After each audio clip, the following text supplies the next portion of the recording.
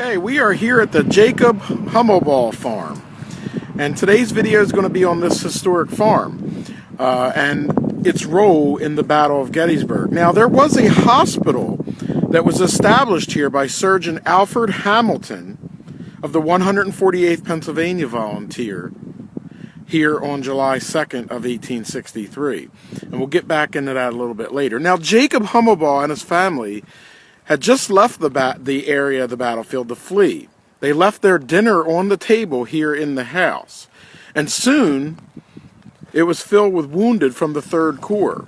Straw was hauled to the house by a member of the 148th Pennsylvania. Amputations were done by Dr. Hamilton. Out of the window was a pyramid pile of arms and legs. Now, it was also on the site that General Barksdale was brought after being shot through the left breast, and his leg was broken, and he would die here at this farm. And you can go back and watch our video series, Barksdale's Brigade at Gettysburg, for a more in-depth study of his movement until he got here. He had been in the house dying, begging for water, which was being given to him by a drummer boy.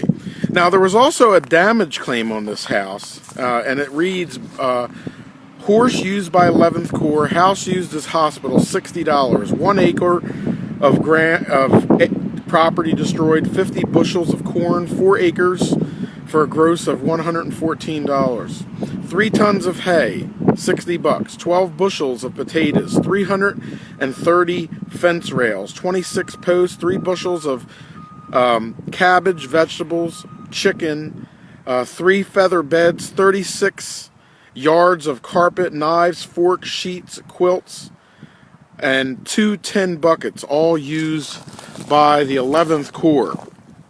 And again, this is the Jacob Hubbelbaughfarm here, right off of the Taneytown Road. And again, it was used as a field hospital. This is the area where General Barksdale was brought as he was mortally wounded.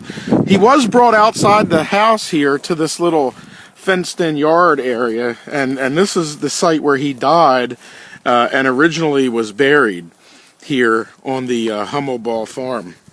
Actually, I have an opportunity to go inside there today because it looks like one of the fences has fallen down. So somewhere in this vicinity was where General Barksdale was buried after having expired. Of course, if you watched our video, Barksdale's Brigade at Gettysburg, his wife would later come here and also would bring his dog, and apparently the dog would not leave the site of General Barksdale's death spot.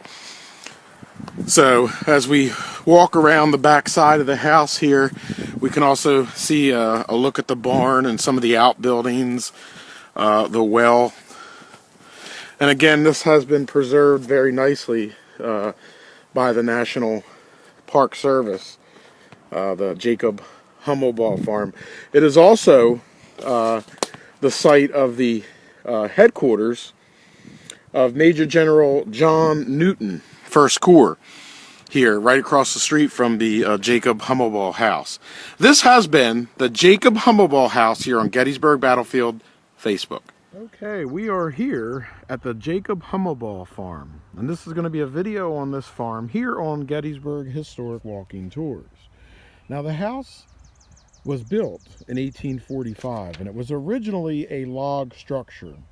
Later on, we'll go inside, and I'll show you a piece of the original log structure that was on the outside that was preserved behind plexiglass. Now, the house that you see today isn't exactly how it appeared in 1863. The house was right here. This addition was added in the year 1944. So any pictures you see of that house and with that addition on there was from 1944 or later. Now, this home was used by General Alfred Pleasonton during the Battle of Gettysburg as his headquarters. It was his headquarters from July 2nd through the 4th of 1863. It is also at this house that Confederate General William Barksdale was brought to the house when he was mortally wounded, and he died in the parlor on July 2nd, 1863, and he was buried in the yard. The farm has a house, a barn slash carriage house, a smokehouse, and it has some stables on it.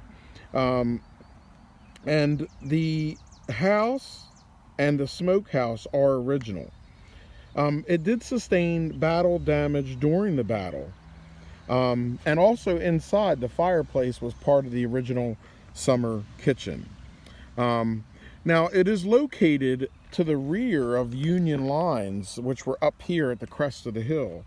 The Union lines are the 2nd Corps, as a matter of fact, and it was used as a field hospital right after the Battle of Gettysburg. It was owned by a man named Jacob Hubbelbaughfarm. He was a widower, and he had a son, Leander Hummelbaugh, who was serving in the 138th Pennsylvania Volunteers.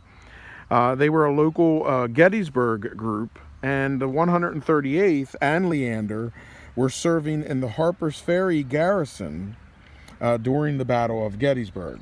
Now, Leander was wounded at the Battle of the Wilderness in 1864 before he would return home here to Gettysburg. So again, this is the Jacob Hubbelbaughfarm house, built in 1845.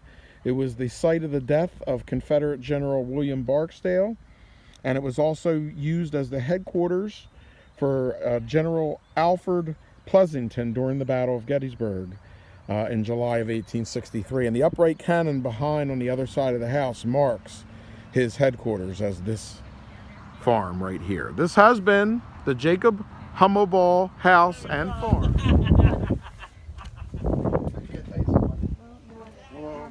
How are you?